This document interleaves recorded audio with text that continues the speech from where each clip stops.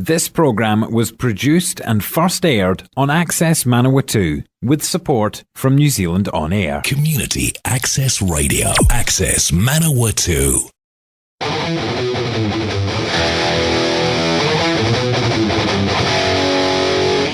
Welcome to Manawatu Metalheads Radio.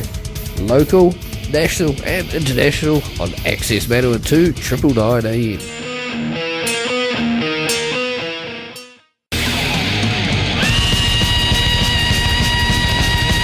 This is a heavy metal disclaimer. This show may contain content which may offend someone out there.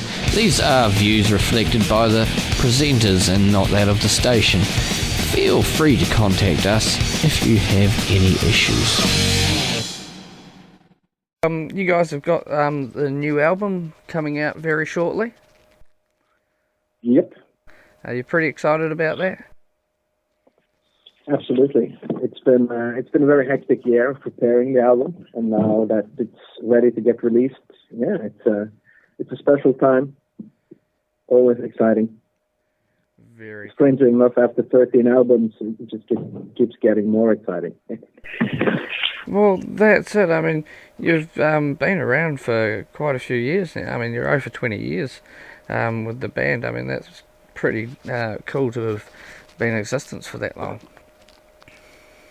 Yes. It's, I don't think I guess we were too young to think like that when we started, but if I was to make a bet on how long we would exist, I don't know if I would have guessed. Yeah, now it's in May this year, it's going to be 24 years running. Mate, that's awesome. That's so good. Yeah, especially when from the country that you come from, a lot of the bands that have fallen along the wayside. Yes. Yeah, I guess lots of them sort of dropped out when they turned 30 or whatever. I don't know if it's like a family thing or I don't know. You got to be pretty dedicated to keep going for such a long time. You know, it's got ups and downs, and you're not never going to get rich from this kind of music. So you got to have the right kind of motivation, I guess. Well, that's dead right, because, yeah, I mean, there isn't a hell of a lot of money in metal, is there, unfortunately. But it's still something that once you're into it and either born metal or whatever, it's something that, for most people, that it's something for life. Yes, absolutely.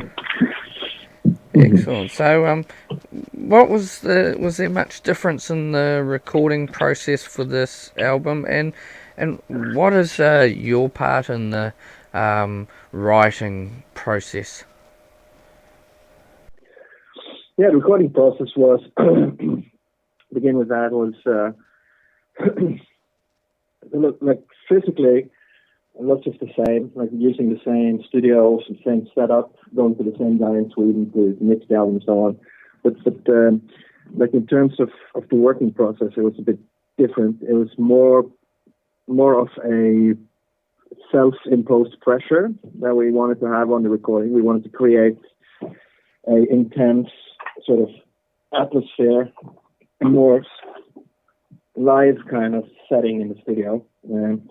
So we applied quite a lot of pressure on ourselves in terms of having very short deadlines and making sure that we recorded back to back without any kind of big breaks and stuff like that. So it turned out really for the better. It worked like we wanted it to work. We wanted to go back to a process more like it was the first few years, where you have very limited budgets and so on. And there's just something about that just makes the whole thing a little bit more vibrant and organic.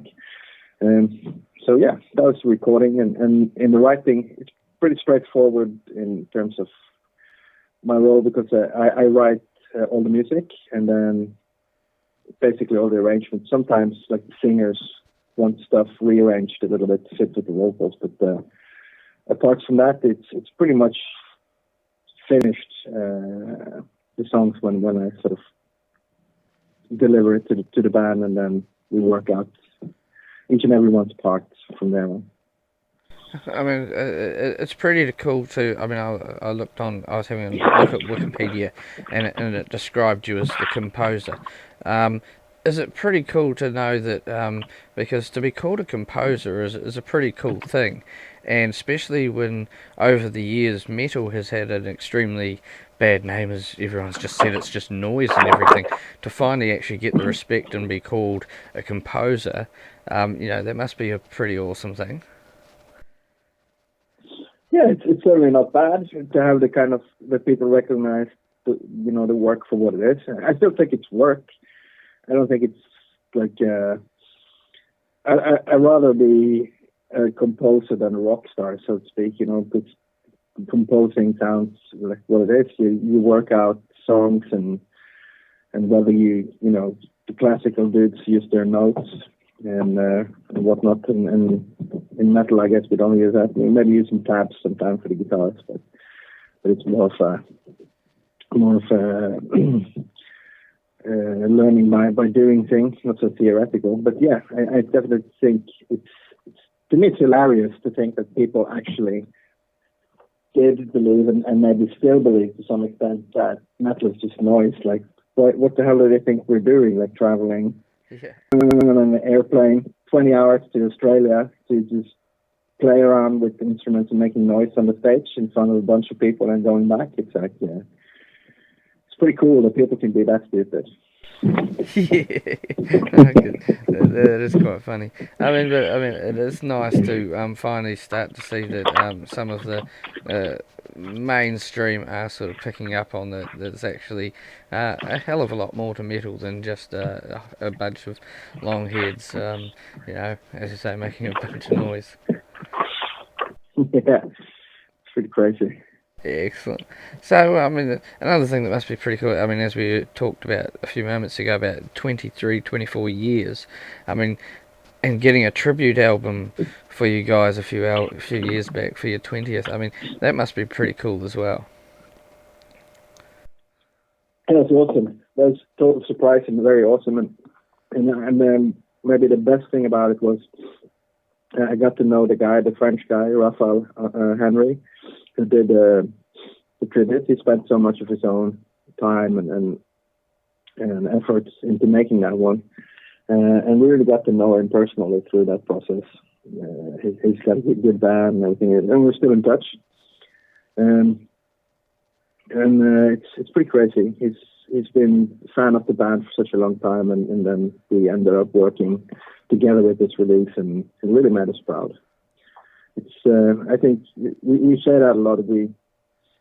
If we don't have like the biggest amount of fans from all the bands, we certainly got the nicest ones because they don't put so much effort into their relationship with Enslaved.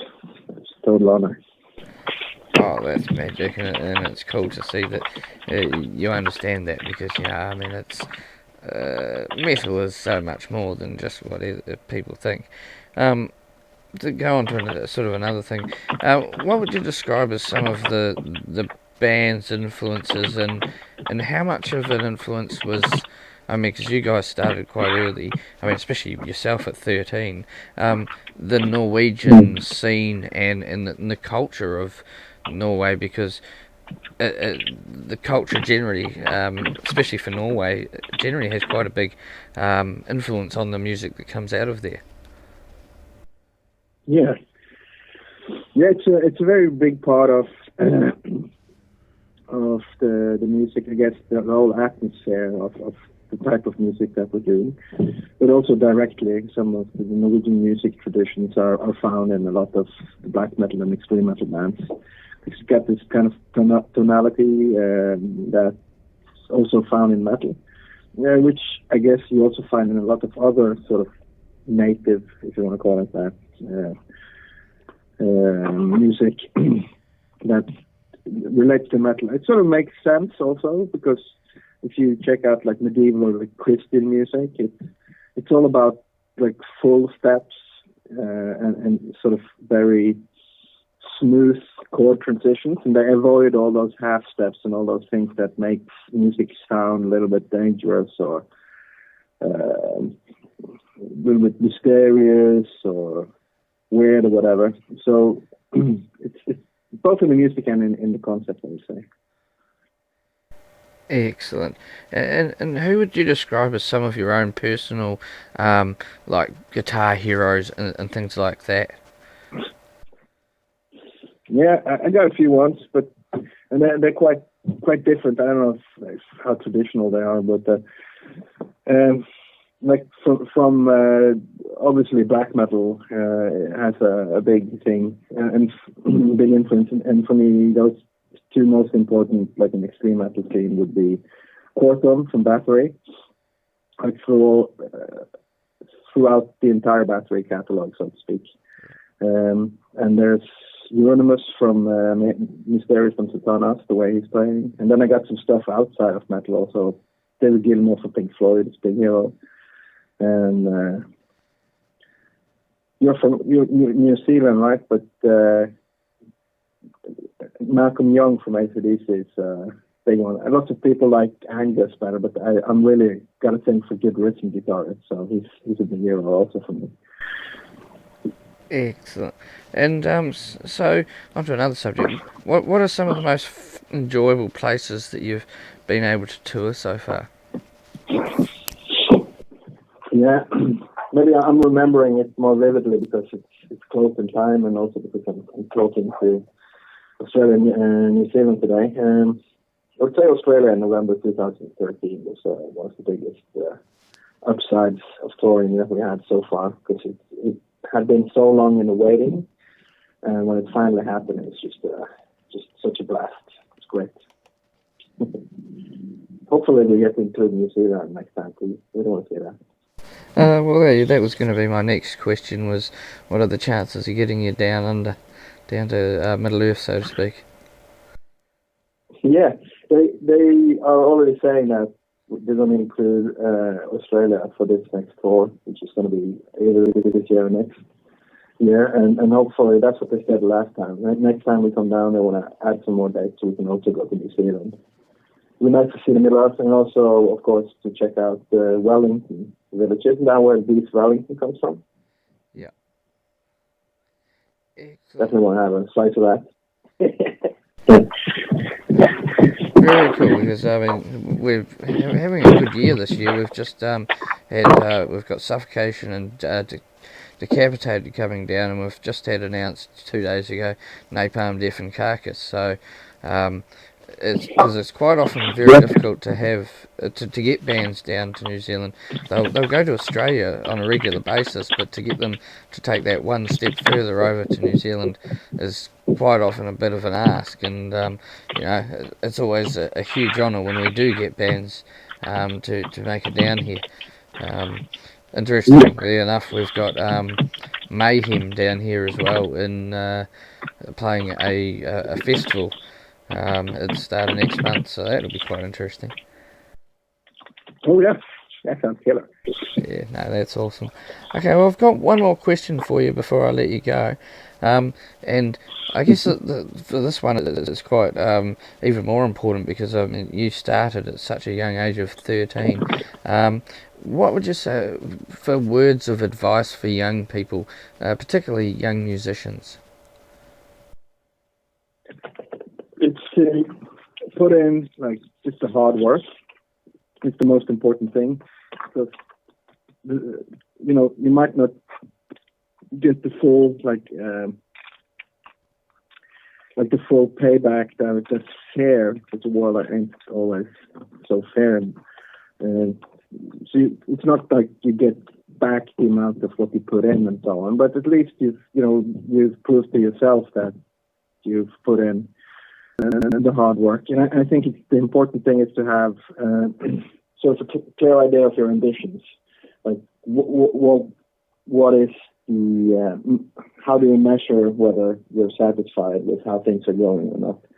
And the important thing there, I think, at least it works for us, is to make sure that like how you check the achievement of your ambitions has to be tied in with your own judgment and not the world's. Because if you set out to